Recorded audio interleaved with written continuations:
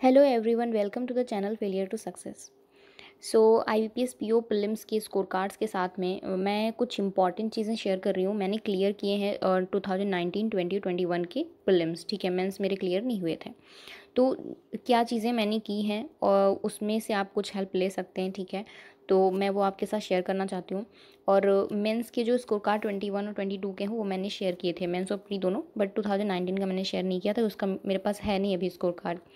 तो ये 2019 में मेरा पहला ये IBPS PO का था और मैंने मेंस क्लियर नहीं कर पाई थी। मैं वहाँ पे बहुत कम स्कोर आया था मेरा। तो यहाँ पे मैं ये शेयर करने वाली हूँ कि क्या चीज़ें हैं जो प्री क्लियर करने में बहुत हेल्प करती हैं। देखिए, पहली चीज़ क्या है, जैसे मैंने आज एक मॉक टेस्ट दिया था, मेरा 60 स्कोर आया है, गाइडली का मैंने मॉक दिया था। तो मेरे इंग्लिश में सिर्फ उसमें 13 पॉइंट समथिंग मार्क्स थे। ठीक है, बट रीजनिंग में मेरे 30 मार्क्स थे। तो उसकी वजह से अगर एक सब्जेक्ट में आप अच्छा स्कोर कर रहे हो तो आपका ओवरऑल स्कोर इंक्रीज़ हो जाता है। मान लो इंग्लिश सबकी वीक होती है, मैं तो यही मानती हूँ, मेरी तो बहुत मतलब ज़्यादा अच्छी है ही नहीं। क्लर्क प्री के लिए ठीक है, बट जहाँ PO प्री की बात आती है, मेंस की बात आती है, तो मेरा उतना अच्छा इंग्लिश नहीं है। और तो उस हिसाब से मैंने बहुत इम्प्रूव करने की कोशिश की है इंग्लिश में, क्योंकि मैं हिंदी मीडियम से हूँ। ठीक है, तो मेरी इंग्लिश आप समझ सकते हो कैसी होगी। तो यहाँ पे मैं बात कर रही हूँ कि एक सब्जेक्ट को अगर आप ज़्यादा स्कोर कर रहे हो ना, तो आपका ओवरऑल स्कोर इंक्रीज़ हो जाता है। चलो यहाँ पे देखते हैं 2019 के स्कोर कार्ड को। तो यहाँ पे इंग्लिश में मेरा 14.75 है। ठीक है, क्वांट में मेरा 23.50 है। यहाँ थोड़ा ब्लर होगा बट मैं बता देती हूँ क्या स्कोर है। रीजनिंग में यहाँ पे 26 है, तो टोटल 64.25 है यहाँ पे स्कोर। और यहाँ पे 2019 में जो कट ऑफ गई थी वो थी 59.75। मैं यूपी से हूँ, OBC से, तो उसी के अकॉर्डिंग कट ऑफ है। तो यहाँ पे मेरा क्लियर हो गया। ठीक है, तो यहाँ पे अगर आप देखें तो रीजनिंग में 26 है और क्वांट में 23 है, तो इन दोनों में एवरेज एवरेज स्कोर है। बट अगर हम यहाँ पे देखें ये 2020 का स्कोर, तो यहाँ पे इंग्लिश मतलब क्वांट में थोड़ा सा ठीक स्कोर है, 25 है। और रीजनिंग में यहाँ पे 21.25 है और क्वांट में 25.75। इंग्लिश में यहाँ पे 17.75 है।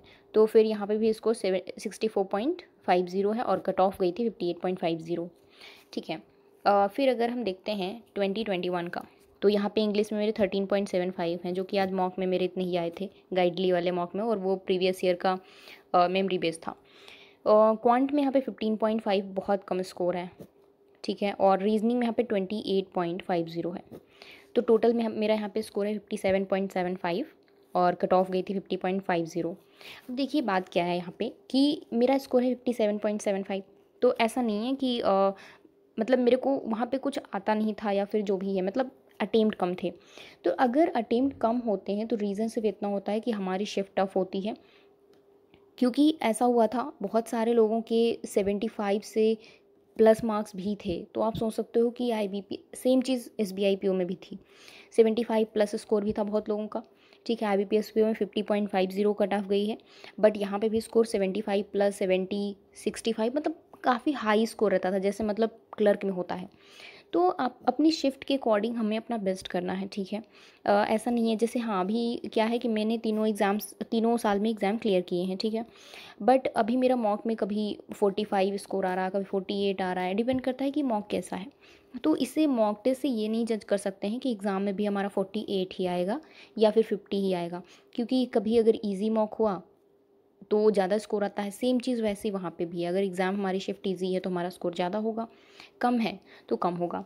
तो डिपेंड करता है कि बेस्ट करें हम जो भी है। जैसे बहुत लोग कहते हैं फोर्थ शिफ्ट में एग्ज़ाम होता है तो बहुत डिफ़िकल्ट आता है, और ऐसा है कि कोई भी शिफ्ट हो तो डिफ़िकल्ट उसमें कोई एक चीज़ हो सकती है, पूरा पेपर तो नहीं हो सकता है। कभी रीजनिंग होगी, कभी इंग्लिश होगी, कभी क्वांट होगी। तो मेरा फोर्थ शिफ्ट में था IPS क्लर्क का, और उसमें इंग्लिश टफ आई थी। बट मैंने देखा था, रिव्यू देखा कि सारे लोग 29, 30, 25 प्लस ही सब लोग कर रहे थे पहली और दूसरी तीसरी शिफ्ट में। बट जब फोर्थ शिफ्ट में मैं बैठी तो मैंने ये नहीं सोचा कि सब ने इतना किया तो मैं भी उतना ही कर दूँ। अब शिफ्ट में पेपर टफ था अगर इंग्लिश का, तो उस अकॉर्डिंग मैंने अटेम्प्ट किए, और मैंने 21 अटेम्प्ट किए थे और मेरा 22 स्कोर था, ओवरऑल 90.5। तो हमें ऐसे करना है कि बिल्कुल भी तुक्के उक्के नहीं मारने। जैसे मैं मॉक टेस्ट करती हूँ तो कभी कभी तुक्के लगा देती हूँ, मेरा इंग्लिश में काफ़ी गलत हो जाता है। बट एग्जाम्स में क्या होता है कि जैसे यहाँ पे मेरे 13.75 है, यहाँ पे मैंने 16 कुछ क्वेश्चन अटेम्प्ट किए थे, मतलब ज़्यादा मैंने नहीं अटेम्प्ट किए थे, 15 या 16 क्वेश्चन अटेम्प्ट किए थे। तो अगर नहीं आ रहा तो जितना आता है मैं उतना ही करती हूँ, मतलब ये नहीं सोचती हूँ कि हाँ एक्स्ट्रा कर दूँ।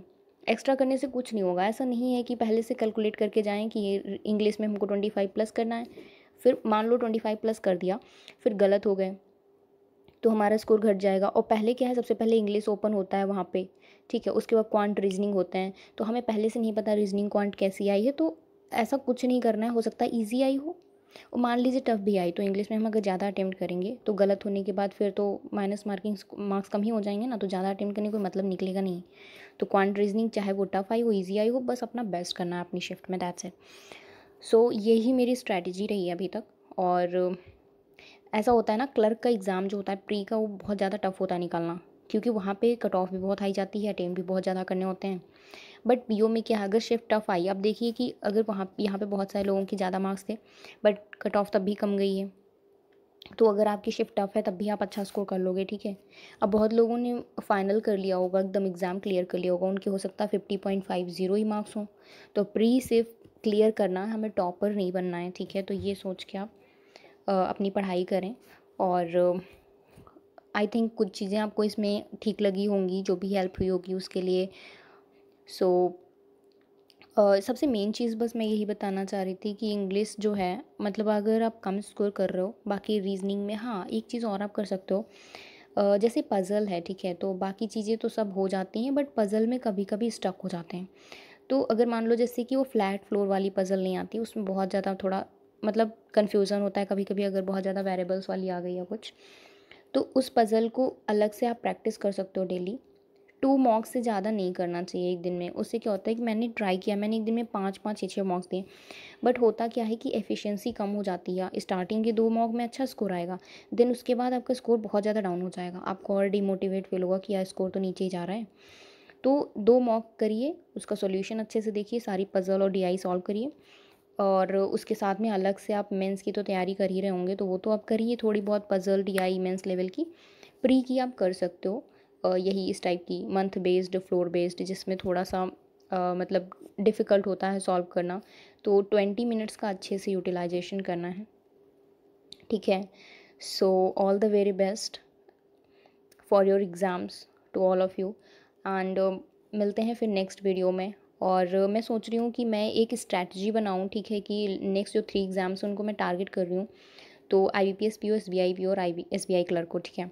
तो इन तीनों के लिए मैं एक अच्छा सा टाइम टेबल बनाने वाली हूँ, जिसको मैं फॉलो करूँगी जब तक सारे एग्ज़ाम्स नहीं हो जाते, जनवरी और फरवरी तक, जब भी एग्ज़ाम है लास्ट तक, तो मेंस का। और बाकी बात रही करंट अफेयर की, जैसे तो बहुत लोग कहते हैं चाहे जितना पढ़ लो 10 नंबर ही आएंगे, 12 नंबर ही आएंगे, बट कुछ भी हो, लेकिन मैं करंट अफेयर पढ़ूंगी और बहुत अच्छे से पढ़ने वाली हूँ, क्योंकि मुझे लगता है कि मैथ, रीजनिंग, इंग्लिश सब लोग उतना ही लगभग स्कोर कर लेते हैं। बात करंट अफेयर की रहती है, जहाँ पे एक लोग के 8 नंबर आ रहे हैं और एक लोग के 20 मार्क्स आ रहे हैं, बहुत ज़्यादा गैप हो जा रहा है यहाँ पे।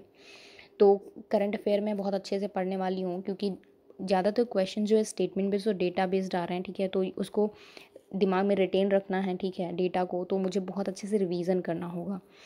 इस बार क्या था, मैंने एक बार पढ़ा था, दूसरी बार रिवाइज़ किया, तो सिर्फ 2 टाइम्स हुई यहाँ पे रीडिंग, ठीक है। बट इस बार क्या करेंगे कि 3 से 4 बार करेंगे और पहले से स्टार्ट कर देंगे। तो जब मेरा टाइम टेबल कल या परसों से मैं बना रही हूँ, उसके अकॉर्डिंग मैं करूँगी, तो मुझे लगता है अच्छे से स्कोर हो जाएगा। क्योंकि बाकी 2 पीओ के एग्ज़ाम है, क्लर्क का है, ठीक है। क्लर्क वाले में थोड़ा प्री में कंपटीशन ज़्यादा है, बट पीओ में इतना टफ नहीं है प्री क्लियर करना। सो अपनी तरफ से बेस्ट करना है, बाकी लक भी होता है, सो उसके बारे में तो क्या ही बोलना। So okay, all the best, take care, bye.